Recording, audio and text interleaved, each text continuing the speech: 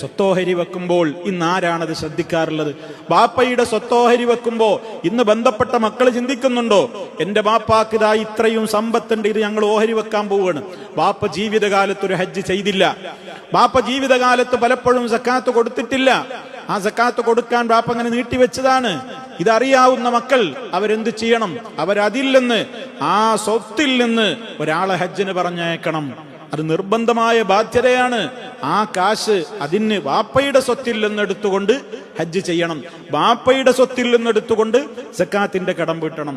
ഇനി ബാപ്പ മരണപ്പെട്ടു പോയപ്പോ ആളുകളുടെ കടം വീട്ടാനും അതേപോലെ തന്നെ അള്ളാഹുവുമായി ബന്ധപ്പെട്ട ആ നിലക്കുള്ള കടം വീട്ടാനും ഒന്നും ഗതിയില്ല.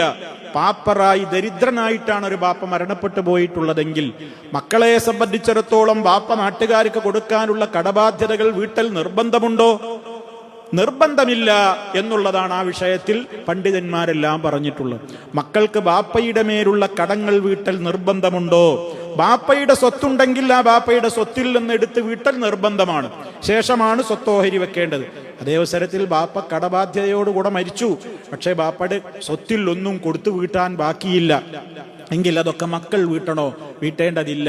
എന്നാൽ എൻ്റെ ബാപ്പ കടബാധിതനായിട്ടല്ലേ മരിച്ചു പോയിട്ടുള്ളത്, അതുകൊണ്ട് ഞങ്ങളുടെ കയ്യിൽ സ്വത്തുണ്ടല്ലോ എന്ന നല്ല ചിന്തയോടുകൂടി മക്കൾ അവർ ചെയ്യുകയാണെങ്കിൽ ഞങ്ങളുടെ വാപ്പന്റെ പേരിലുള്ള കടങ്ങൾ ഞങ്ങൾ വീട്ടിക്കോളാം എന്ന് പറഞ്ഞവർ ഏറ്റെടുത്ത് നിർവഹിക്കുകയാണെങ്കിൽ അതവർ ആ മാതാപിതാക്കളോട് ചെയ്യുന്ന ഏറ്റവും വലിയ ഒരു ബിറാണ്, ഇഹ്സാനാണ്, ഒരു പുണ്യകർമ്മമാണ്. മരണാനന്തരവും അവരോട് ചെയ്യുന്ന ഒരു വലിയ സ്നേഹപ്രകടനവും അതുപോലെ തന്നെ നന്മയും പുണ്യവുമാണത് എന്ന് നമ്മൾ മനസ്സിലാക്കണം. അതേ അവസരത്തിൽ മക്കളുടെ മേൽ അതൊരു ബാധ്യതയായി, ഒരു നിർബന്ധ കടമയായിട്ട് ബാക്കിയാകുമോ?